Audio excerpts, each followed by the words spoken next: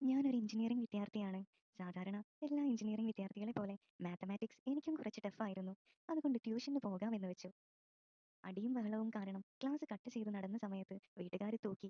അതോടെ അവിടുത്തെ കാര്യത്തിലും തീരുമാനമായി. ഒപ്പം വീട്ടിൽ ഏതു നേരവും കുത്തുവാക്കുകളും ശകാരവുമായി. പഠിക്കുന്ന കോളേജ് ഒരു തല്ലിപ്പൊളി കോളേജ് ആയതുകൊണ്ട് അവിടുന്ന് പഠിപ്പിക്കുന്നത് കൊണ്ട് ജയിക്കാൻ പറ്റില്ലെന്നുള്ളത് എനിക്കും വീട്ടുകാർക്കും നന്നായിട്ടറിയാം. ഒടുവിൽ സ്റ്റഡി ലീവ് ആയപ്പോൾ വീട്ടുകാരെന്നെ കൊണ്ടുപോയി സ്പെഷ്യൽ ട്യൂഷന് ചേർക്കാൻ തീരുമാനിച്ചു. അത് വേറെ എവിടെയും അല്ല. ഞാൻ കൊച്ചിലെ പഠിച്ചിരുന്ന ഒരു ചേച്ചിയുടെ വീടുണ്ട്. അവിടെയായിരുന്നു. ആയതിനാൽ എനിക്ക് അവിടെ പോകുന്നതിൽ ഒരു എതിർപ്പും ഉണ്ടായിരുന്നില്ല. അതിന് വേറെയും ചില കാരണങ്ങളുണ്ട്.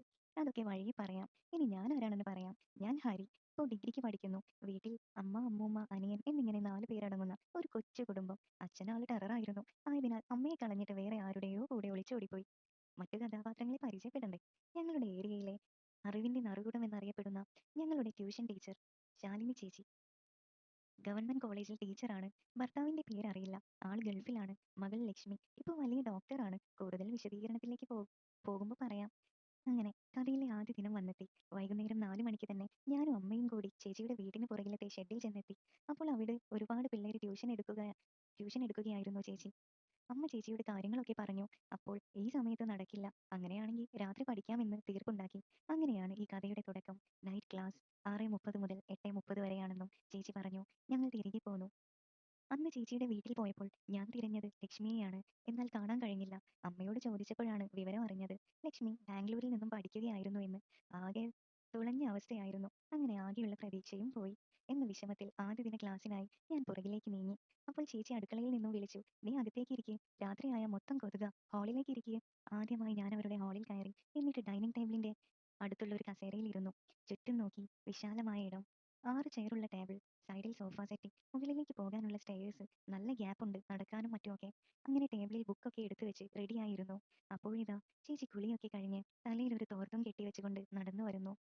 മുൻപും അവിടെ പഠിക്കുമ്പോഴും ചേച്ചി പഠിപ്പിച്ചതിന് ശേഷമേ കുളിക്കുകയുള്ളൂ. അമ്പലത്തിൽ പോകുന്ന ദിവസം നേരത്തെ വിടുകയും ചെയ്യും. എന്നിട്ടാണ് കുളി നടത്താറുള്ളൂ. അങ്ങനെ കുളിയൊക്കെ കഴിഞ്ഞു വന്ന ചേച്ചിയെ ഞാനൊന്ന് നോക്കി. ചേച്ചി എന്റെ ഇടത് ഭാഗത്തായി വന്ന് മറ്റൊരു ചെയറിൽ ഇരുന്നു. അപ്പോഴാണ് ശരിക്കും ആ കുളിയുടെ എഫക്റ്റ് എനിക്ക് മനസ്സിലായത്. നല്ല ലക്സ് സോപ്പിന്റെ മണം. ഞാൻ ചെറുതായൊന്ന് ആ സോപ്പിന്റെ മണം ആസ്വദിച്ച് ശ്വസിച്ചു. പെട്ടെന്ന് ചേച്ചി എന്നെ നോക്കി ഒരു കള്ളച്ചിരി ചിരിച്ചുകൊണ്ട് എന്നോട് എന്തേ എന്ന് ആംഗ്യഭാഷയിൽ ചോദിച്ചു. ഞാനൊന്നും മിണ്ടിയില്ല. ഒന്നുമില്ല എന്ന് ആംഗ്യത്തിൽ മൂളുക മാത്രം ചെയ്തു. ഒടുവിൽ ബുക്ക് എടുത്ത് പഠനം തുടങ്ങി. ആദ്യ പാഠം മുതൽ റിവിഷനാണ് ചേച്ചി നടത്താൻ ഉദ്ദേശിക്കുന്നത്. ആയതിനാൽ കുറച്ച് വായിച്ചിട്ട് അതിലെ വർക്കൊക്കെ ചെയ്യിപ്പിക്കാൻ തുടങ്ങി. ചേച്ചി ബുക്ക് എടുത്ത് വായന തുടർന്നു. ഞാൻ കുറച്ച് ചെരിഞ്ഞിരുന്ന് ബുക്കിൽ നോക്കിയിരുന്നു. ഇടയ്ക്ക് എപ്പോഴോ എന്റെ കണ്ണ് ചേച്ചിയിലേക്ക് നീങ്ങുന്നുണ്ടായിരുന്നു. വായന തുടരവേ എന്റെ നോട്ടവും തുടർന്നു. ഒടുവിൽ എപ്പോഴോ ചേച്ചി എന്നെ നോക്കി. അപ്പോഴാണ് എനിക്ക് സ്വബോധം വന്നത്. ഈശ്വരാ, ചേച്ചി കണ്ടു കാണുമോ ഞാൻ നോക്കുന്നത്? ഞാൻ ബുക്കിൽ തന്നെ നോക്കി നിന്നു കണ്ണെടുക്കാതെ. അതിനുശേഷം ചേച്ചി വായന നിർത്തി. എന്നിട്ട് എനിക്ക് ഇതിലെ ഒരു വർക്ക് തന്നിട്ട് അടുക്കളയിലേക്ക് പോകവേ ഞാൻ ചെരിഞ്ഞ് ഒന്ന് നോക്കി. ചേച്ചി അടുക്കളയിൽ പോയി ജോലിയിൽ പ്രവേശിച്ചു. ഞാൻ എഴുതാൻ ആരംഭിച്ചു. കുറച്ചു കഴിഞ്ഞ് ചേച്ചി ഒരു മുറത്തിൽ കുറച്ച് പച്ചക്കറികളുമായി വന്ന് സൈഡിലെ സ്റ്റെപ്പിൽ വന്നിരുന്നു. അവിടെ ഇരുന്നാലേ പച്ചക്കറികൾ വെട്ടാൻ കഴിയൂ എന്ന് എന്നോട് പറഞ്ഞ് അവിടെ വന്നിരുന്നു. സ്റ്റെപ്പിന്റെ വലതുവശത്തായതുകൊണ്ട് കൂടുതലൊന്നും കാണാൻ കഴിയില്ലായിരുന്നു. പക്ഷേ ചേച്ചി എന്റെ നേരെ ചരിഞ്ഞിരുന്നുകൊണ്ട് ഓരോ വിശേഷങ്ങൾ ചോദിക്കാൻ തുടങ്ങി. മുറം തറയിൽ വെച്ചുകൊണ്ട് ഓരോ പച്ചക്കറികൾ തൊലി കളയാനും മറ്റുമൊക്കെ തുടങ്ങി. അപ്പോൾ എനിക്കെല്ലാം എനിക്കെല്ലാം തരുന്ന പോലെയായിരുന്നു എനിക്ക് തോന്നിയത്. ഞാൻ എന്ത് വേണേലും കണ്ടോട്ടെ എന്ന് കരുതി എന്റെ മുന്നിൽ ചേച്ചി അങ്ങനെ നിൽക്കുന്നത് പോലെ. ആദ്യമായി കിട്ടിയ ചാൻസ് ഞാൻ കൂടുതൽ മുതലാക്കാൻ പറ്റാതെ ഇടം കണ്ണിട്ട് നോക്കേണ്ട അവസ്ഥയായിരുന്നു. കാരണം ചേച്ചി എന്നെ നോക്കിയാണ് വിശേഷങ്ങൾ ചോദിക്കുന്നത്.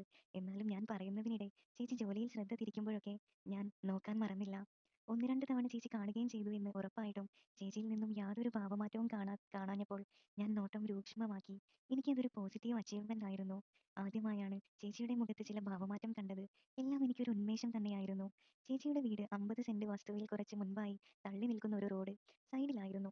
പിറകിലേക്ക് വാഴയും ചേമ്പും ചേനയും ഒക്കെയുണ്ട്. പഠിപ്പിക്കുന്ന ഷെഡ് പുറകിലെ ഒരു അറ്റത്താണ്. വീടുമായി ഒരുപാട് വിട്ടു നിൽക്കുകയാണ്. എഴുതി കഴിഞ്ഞ് ഞാൻ ചേച്ചിയെ അറിയിച്ചു. അപ്പോൾ ചേച്ചി പറഞ്ഞു, "ഇപ്പൊ നോക്കാം. നീ ഇങ്ങ് കൊണ്ടുവന്നേ. എന്റെ അടുത്തേക്ക് വന്ന് കാണിക്ക്. ഞാനൊന്ന് നോക്കട്ടെ." അത് കേട്ട ഉടനെ ഞാൻ അങ്ങോട്ട് നീങ്ങി. ചെന്ന ഉടനെ ചേച്ചി ബുക്കിലേക്ക് എത്തി നോക്കി വായിക്കാൻ തുടങ്ങി. അതേസമയം തന്നെ എനിക്ക് നല്ലൊരു കാഴ്ചയും സമ്മാനിച്ചു. എനിക്ക് എന്നെ തന്നെ അടക്കി നിർത്താൻ പറ്റാത്ത ഒരു സിറ്റുവേഷൻ ആയിരുന്നു അത്. വല്ലാത്തൊരവസ്ഥ. അങ്ങനെ എന്ത് ചെയ്യണമെന്നറിയാതെ ഞാൻ എന്തും വരട്ടെ, എന്ത് വേണമെങ്കിലും വന്നോട്ടെ എന്ന് കരുതി അങ്ങ് നിന്നു. എന്നെ തിരിഞ്ഞു നോക്കുമെന്ന് അറിയാവുന്ന ഞാൻ മനഃപൂർവ്വം ചേച്ചിയെ തന്നെ നോക്കി നിന്നു. ഉദ്ദേശിച്ച പോലെ തന്നെ എന്നെ നോക്കി. എന്നിട്ട് ബുക്കിലോട്ടും നോക്കി. എന്നെ നന്നായി ഒന്ന് നോക്കി. എന്നിട്ടും ചേച്ചിക്ക് ഒരു ഭാവമാറ്റവുമില്ലാതെ ബുക്ക് വായിച്ചു തീർത്തു. എന്നോട് അടുത്ത വർക്ക് പറയാനെന്ന മട്ടിൽ അടുത്ത വർക്കിനെ പറ്റി എന്തൊക്കെയോ പറഞ്ഞുകൊണ്ടേയിരുന്നു. എനിക്ക് കൂടുതൽ നേരം കാണാൻ വസതിയൊരുക്കിയതാണെന്ന് എനിക്ക് മനസ്സിലായി. എല്ലാം എന്റെ നന്മയ്ക്ക് വേണ്ടിയാണെന്ന് കരുതി ഞാനും ഒന്ന് ആസ്വദിച്ചു. വർക്ക് പറഞ്ഞ് തീർത്തു പോയി എഴുതാൻ തുടങ്ങി. കുറച്ചു കഴിഞ്ഞ് ചേച്ചിയും കട്ടിങ്ങൊക്കെ കഴിഞ്ഞ് എല്ലാം കഴുകി വെച്ച് വന്ന് എന്റെ അടുത്തിരുന്നു. 4 പേർക്ക് ഇരിക്കാവുന്ന ഒരു ചെറു ടേബിൾ ആയതിനാൽ കസേരയിടാൻ സ്ഥലം കൂടുതലില്ലായിരുന്നു. ഇക്കുറി കസേര എന്റെ കൂടെ ചേർത്തിട്ടുകൊണ്ട് അടുത്തേക്കിരുന്നു. അപ്പോൾ എന്റെയും ചേച്ചിയുടെയും കാൽമുട്ടുകൾ തമ്മിൽ ഒന്ന് തട്ടി. പെട്ടെന്ന് ചേച്ചി തന്നെ അത് പിൻവലിച്ചു. പക്ഷെ കൈകൾ രണ്ടും തമ്മിൽ തട്ടി ചേർന്നിരുന്നു. പെട്ടെന്ന് ചേച്ചിയുടെ ഫോൺ റിങ് ചെയ്തു. ചേച്ചി എഴുന്നേറ്റ് റൂമിലേക്ക് പോയി. അത് ചേച്ചിയുടെ ബാംഗ്ലൂരിൽ പഠിക്കുന്ന മോളായിരുന്നു. അവൾ സൺഡേ തിരിച്ചു വരുന്നെന്ന വിവരം വിളിച്ചറിയിക്കാൻ വിളിച്ചതായിരുന്നു. അപ്പോഴേക്കും ഞാൻ വർക്കെല്ലാം ചെയ്തു കഴിഞ്ഞിരുന്നു. സമയവും 8:30 എഴുതിയെന്ന് വാർത്ത ചേച്ചിയോട് പറഞ്ഞപ്പോൾ ചേച്ചി പെട്ടെന്ന് വാച്ചിൽ നോക്കി. അപ്പോൾ സമയമായെന്നറിഞ്ഞതിൽ ചേച്ചിയുടെ മുഖത്തൊരു വിഷമഭാവം കണ്ടു. എന്നിട്ട് ചേച്ചി പറഞ്ഞു, എന്നാ ശരി, ഇന്ന് ഇത്ര മതി, ബാക്കി നാളെ. ഇന്ന് ചെയ്ത പോലെ നാളെയും ഉഷാറായി ചെയ്യണം. ഞാൻ, ശരി ചേച്ചി. ചേച്ചി, ഇതല്ല, ഇതിലും കൂടുതൽ ചെയ്യണം. പെട്ടെന്ന് ഇത് ഏതർത്ഥത്തിൽ എടുക്കണമെന്നൊരു സംശയത്തിലായിപ്പോയി. പെട്ടെന്ന് ചേച്ചി പറഞ്ഞു, നീ എന്തുവാടാ ഈ ആലോചിക്കുന്നേ? ഞാൻ, ഒന്നുമില്ല ചേച്ചി, നാളെ മുതൽ എല്ലാം കൂടുതൽ നോക്കിയും കണ്ടും ചെയ്യാം എന്നും പറഞ്ഞ് ഒരു ചിരിയും പാസാക്കി ഞാനിങ്ങ് പോന്നു. ആ പറച്ചിൽ ചേച്ചിക്കും ചിരി വന്നു. ഒപ്പം മുഖത്ത് ചെറിയൊരു ആശ്വാസവും തിളക്കവും കാണാൻ കഴിഞ്ഞു. അങ്ങനെ ഞാൻ അടുത്ത ദിവസമാകാൻ കാത്തിരുന്നു. അടുത്ത ദിവസവും ഞാൻ ചെന്ന് ബെല്ലടിച്ചു. അപ്പോൾ ചേച്ചി വീടിന്റെ സൈഡിൽ കൂടി വന്നിട്ട് പറഞ്ഞു, നീ അകത്തേക്ക് പൊക്കോ, ഞാൻ കുളിച്ചിട്ട് വരാമെന്ന്. ചേച്ചി മുടിയൊക്കെ അഴിച്ചിട്ട് അവിടെ നിൽക്കുകയായിരുന്നു. ഞാൻ അകത്തേക്ക് നടന്നു. ചേച്ചി കുളിക്കാനും. അകത്തേക്ക് ചെന്ന് ഞാൻ ആകെ തളർന്നുപോയി. കാരണം ഒരു കൊച്ചു പയ്യൻ അവിടെ ഇരുന്ന് പഠിക്കുന്നു. എന്റെ എല്ലാ പ്രതീക്ഷകളും പാളി. ഞാൻ ആകെ മൂഡ് ഔട്ടായി. അവിടെ ഇരുന്ന് അവനുമായി കാര്യങ്ങൾ തിരക്കി.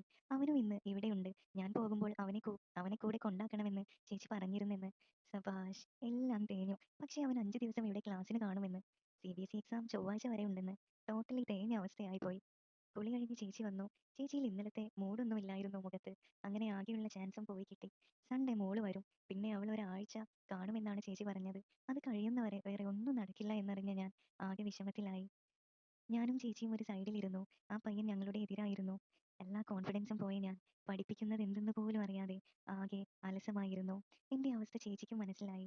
ഞാൻ ബുക്കിൽ തന്നെ നോക്കിയിരുന്നു. പക്ഷേ മനസ്സ് വേറെ എവിടെയോ ആയിരുന്നു.